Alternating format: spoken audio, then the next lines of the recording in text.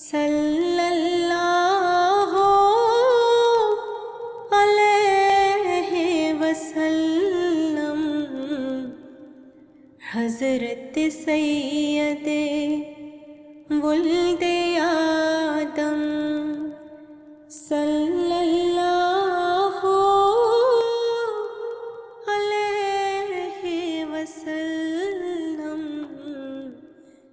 सब नबियों में अफजल व अकरम सल्लल्लाहु अलैहि वसल्लम। Assalamu alaikum and peace be upon all those who are watching. Welcome back to the MTA USA studio here at the 68th annual Jalsa Salana USA. We are joined with the Afsar Jalsa Salana, Bashir Malik Sahib, who runs the whole show. Assalamu alaikum, Bashir. Wa alaikum assalam wa rahmatullah. Now, this is an amazing opportunity for Muslims to see what other Muslims are doing for the society. And what you've done as an Afsar, as the officer of the Jalsa Salana, is have all these volunteers, all these Muslim Americans from across the country come together to make this happen. Tell us a little bit about this. Well, the volunteers started coming. We got this facility on Tuesday. So many people, about 100 people, started working on Tuesday. And in this day and age when everybody, the only light everybody is looking for is limelight, all these workers, they are working in dark. I mean, nobody knows that they came on Tuesday, they left their work, they left their families, they left everything just to concentrate on this program. So that although the Jalsa is only Friday, Saturday and Sunday, but to make it successful, there's a lot of work that has to be done in the background. And physically people started coming in here on Tuesday, but the work was going on for at least 6 months before that. So Now, how many volunteers are we seeing here on site? today, approximately between 550 and 600 volunteers who are working in different capacities. Some are working for preparation of food, some are serving food, some are doing accommodation, some are doing transportation, and then a lot of them are doing security. And by the end of the day, when everything is said and done, women and children and men, everyone included, probably 600 people at least. Now, today. some of the, all the volunteers are generally unsung heroes, but the transportation team, a lot of people don't understand the things they go through. What are they doing? Well, just to give you an idea, although we have Harrisburg Airport, but most of the people who are coming, most of the guests, they are coming at Baltimore, Washington Airport, which is 2 hours. Wow.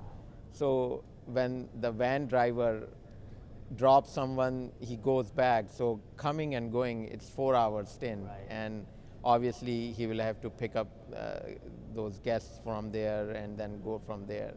So one rotation is 4 to 5 hours. And it's just impressive energy being shown. Right. By volunteers. And we have about 15 drivers who are doing multiple rotations. Some people would come after midnight, some people would come before 5 a.m. It's just whatever is convenient for them, and we cater to all those people. Now, speaking about catering, we have a ziyafat team, the food team as well. Tell us Right. about them. The food team started providing food from Wednesday. So they have been, they had to set it up. So Wednesday morning they came and they set up the whole kitchen.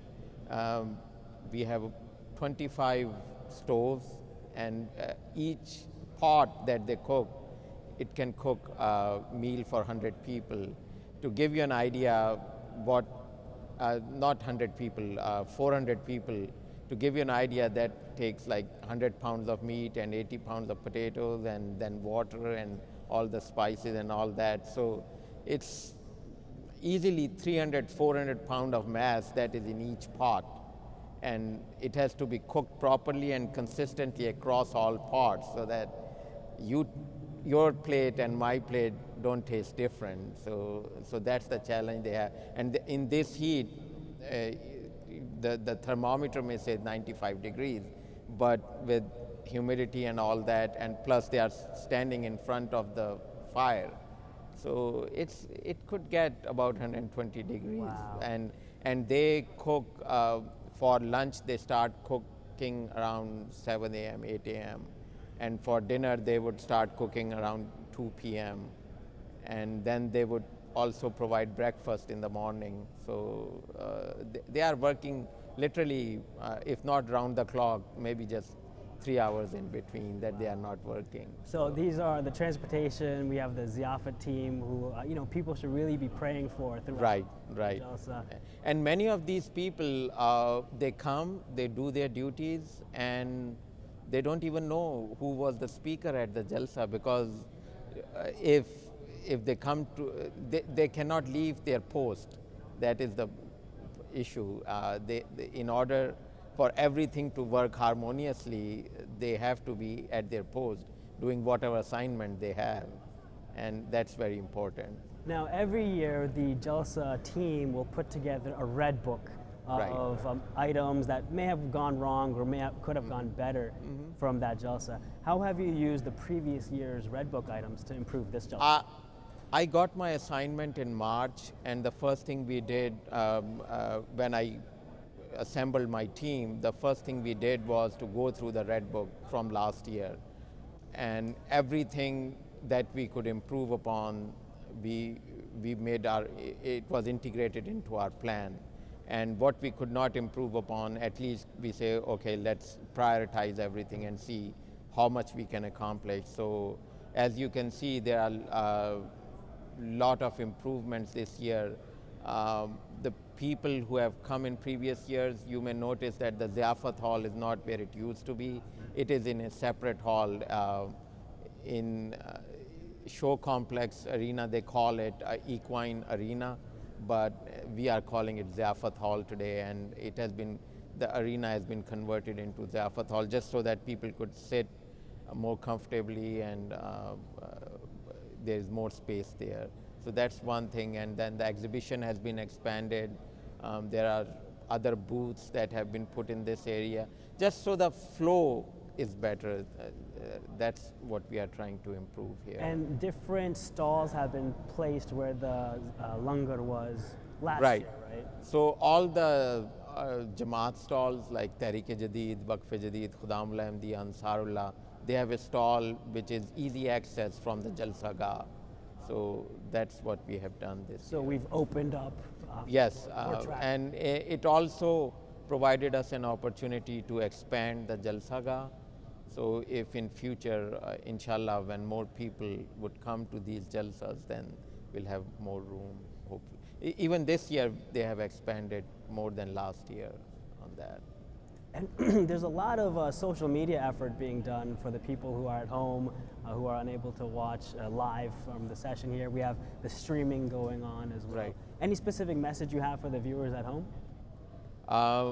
The most important thing is prayers. I mean, we can organize, we can do all the brainstorming, and we can foolishly say that we have covered all the holes. But I think prayers, because without the blessings and fazl and rahmat of Allah, this would not be possible. So we are hoping that we are in their prayers, and that would be able to absorb, and we will be able to absorb all the fazl from Allah Ta'ala. And now a lot of people are also volunteering outside. It's very hot, it's very humid. Some special prayers for them as well. Inshallah. Are there procedures in place to make sure they're hydrated and fed? Right, there is a special team of Khuddam-ul Ahmadiyya who is of Khidmat-e-Khalq team, whose job it is to make sure that they are served liquids every hour, and then they are provided some snacks every couple of hours, and things like. And the rotation, I'm sure they are not there for a 12-hour period. We want to make sure that people are rotated in and out of that Now, duty. you were saying that people had come here since Tuesday to volunteer, Right. to help set everything up. How long will people stay afterwards for the cleanup? The cleanup, we have to give this facility back by midnight of Sunday. So everything has to be accomplished, everything has to be wrapped up by that time. Wow, so you have a few days to set up, but you have less than 1 day to Right, right. So for anybody who's still around and wants to help wrap up, how can they help volunteer? They could go to Hazri Nigrani stall and give their name to Nazim Hazir Nigrani, and we will gladly accept anyone and everyone who Fantastic. will And be here. how about throughout, if you wanted to volunteer throughout the Jalsa? Hazri Nigrani stall is the point of contact for that. So we have it in Cameron lobby, just right next to registration, and people can go there and register themselves. Now, every year there is a Saturday afternoon and evening program for guests who attend who are non-Muslim. What is expected with that session? This year we are expecting all guests are distinguished guests, but some are members of the government. We are expecting that, and we are also expecting some guests from other countries. For example, one of the congressmen from Guatemala is coming this year. Humanity First, which is an organization of Jamaat Ahmadiyya, is building a hospital there. So they were introduced to Jamaat Ahmadiyya, and the health minister and a congressman decided to come to our Jalsa. So we hope that that would be a good opportunity for us to do an introduction. Fantastic. You know, we have a great Jalsa here lined up for you. Afshar Saab has provided some great background information on what's happened to put this together. We hope you continue to watch and continue to enjoy the Jalsa Salana here. Assalamu alaikum.